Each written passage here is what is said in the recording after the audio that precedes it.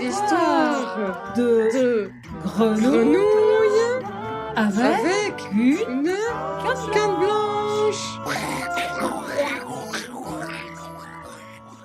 Et qu'est-ce que c'est que ça que c'est? Eh bien, c'est un podcast avec des personnes déficientes visuelles qui se prennent pour des grenouilles, quoi. Ah, intéressant. Eh ben oui.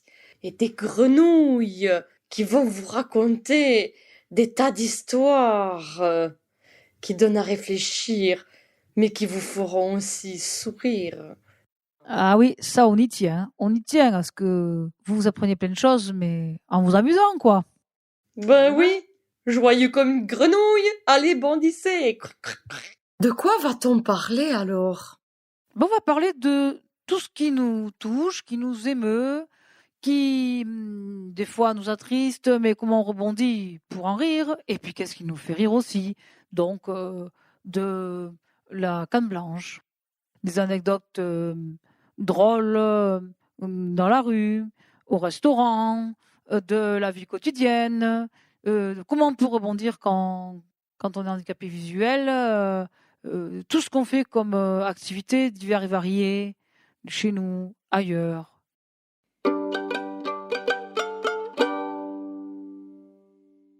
Alors tiens, voici quelques petites anecdotes. Alors moi, c'était un jour, j'avais eu dans ma boîte aux lettres des bons de réduction pour le magasin Bio C'est Bon. Donc je m'y pointe et j'arrive. Donc bonjour madame. Bonjour. Voilà, alors donc du coup j'ai un papier là que j'ai reçu de votre part. Qu'est-ce que c'est que ce truc-là là? Vous pouvez m'expliquer? Ah, c'est un bon de réduction pour acheter des produits chez nous. Ah d'accord. Ben écoutez, il y a quelqu'un qui peut m'aider? Ah, vous avez l'ascenseur là, hein? Ah bon? Ah d'accord, bon, mais au revoir alors. Bonne journée. Oui, Alice, mais alors, pourquoi on te dit prends l'ascenseur? C'est parce que tu t'étais trompée d'étage? Non, en fait, ce qui se passe dans la tête des gens, c'est que dès qu'ils voient quelqu'un de handicapé, ils l'assimilent de suite au fauteuil roulant, au handicapé moteur, qui ne peut pas marcher. Donc, c'est bon, ben il y a l'ascenseur. Donc, dans la mesure où il y a un ascenseur, pour eux, tout est adapté. Sauf que nous, on a besoin de, pas forcément d'un ascenseur, mais d'une aide humaine pour aller vadrouiller à travers les rayons quoi, du magasin, en Ok, l'occurrence. d'accord. Quel était ton ressenti à ce moment-là? Ça t'a mis en colère peut-être ou ça t'a... Ben, mon ressenti, oui, en colère, et puis ça me met toujours dans une certaine tristesse et dans un certain désarroi, parce qu'on se dit, mais mince, depuis tant d'années que on parle de handicap, de loi sur le handicap, sur l'égalité des droits et des chances et compagnie, et tout ce qu'on veut, on en est encore à ce stade-là, d'ignorance, quoi, voilà. D'accord.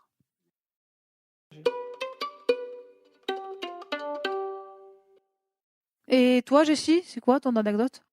Alors moi, mon anecdote, c'est un jour, dans un bus, pour aller chez mes amis, j'ai une dame qui a bien voulu m'aider à trouver une place assise et elle me guide.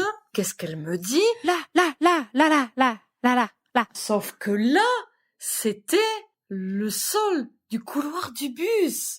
Et là, je m'y assois, puisque pour moi, c'est là.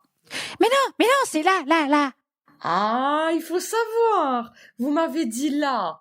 Alors là, c'est là. Excellent. Merci Jessica pour ton anecdote. Donc en fait, la personne s'y prend assez mal avec toi dans le bus. En fait, qu'est-ce que tu attendais d'elle? Voilà, au lieu de te dire là, qu'est-ce que tu aurais aimé qu'elle fasse pour toi?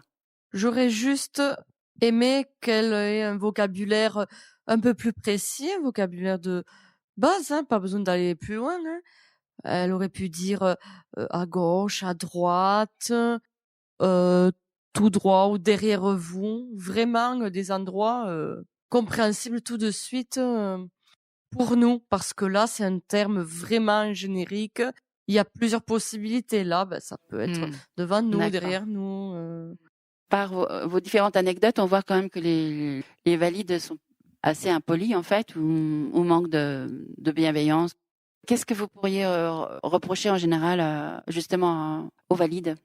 En fait, le gros problème qui se passe, c'est que les valides ont peur du handicap visuel parce que pour eux, c'est le pire qui puisse arriver. Pourquoi, j'en sais rien, mais c'est le pire qui puisse arriver. Donc du coup, ils nous transfèrent leur propre peur finalement. Et ça m'est arrivé à moi, mais donc du coup, ils ont peur et ils font tout un tas de maladresses qui vont de attention, ou je sais pas quoi, et ils nous transmettent leur peur. Ils arrivent plus à trouver leurs mots certainement, et on en arrive à l'anecdote de Jessica dans le bus. Enfin voilà, je pense qu'ils perdent leurs moyens et que du coup, ils n'arrivent pas à s'exprimer calmement, calmement et précisément. Puis voilà, ils ont tellement peur qu'ils n'observent pas aussi, parce que s'ils observent tant soit peu ce qui se passe, ils voient que on fonctionne différemment. Je sais pas, on va aller effectivement toucher les murs, toucher le bord du trottoir avec la canne pour nous diriger, mais ça veut pas dire qu'on va aller se fourvoyer dans la rue, dans l'avenue Saint-Exupéry, se faire écraser par les voitures, quoi. Ben non. Et du coup, voilà, il manque beaucoup d'observation aussi, quoi. Et j'ai remarqué que, je sais pas, il y a 15 ans en arrière, les gens étaient plus observateurs. Maintenant, c'est moi l'expression, mais les valides, mais c'est triste à dire ce que je veux dire, vous êtes devenus cons, je sais pas. Est-ce que c'est ce monde de l'image qui a abruti les gens à ce point-là? Je sais pas, il y a vraiment une... C'est peut-être aussi l'histoire tu sais, des téléphones portables. Quand tu regardes les gens maintenant dans la rue, ils sont tous avec leur téléphone à la main, on dirait des zombies, quoi. Et je m'intègre aussi dedans, hein. Et c'est ça qui est un peu dingue, en fait. Mais complètement.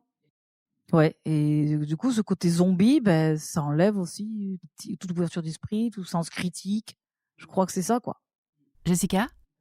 Moi, je dirais qu'il y a peut-être encore un manque de sensibilisation au niveau de l'école, parce qu'on parle aujourd'hui de construire le citoyen, de développer l'esprit critique.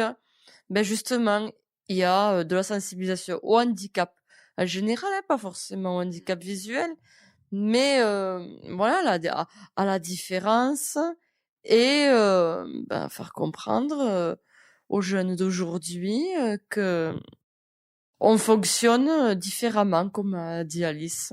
Donc déjà, pour moi, ça passe par l'école, mais ça doit passer aussi par les parents. Mais est-ce que les parents ne sont pas comme leurs enfants, voire pire? Je pose la question. Alice? Les médias jouent un grand rôle, puisque les gens s'informent quand même par les médias, bien sûr les réseaux sociaux aussi, tout ça. Et là, il faudrait que les médias s'emparent du sujet et fassent des véritables émissions en première partie de soirée où vraiment nous interviewent de manière approfondie pour sensibiliser le public, quoi. Enfin, je sais pas, parce que là ça manque cruellement, quoi.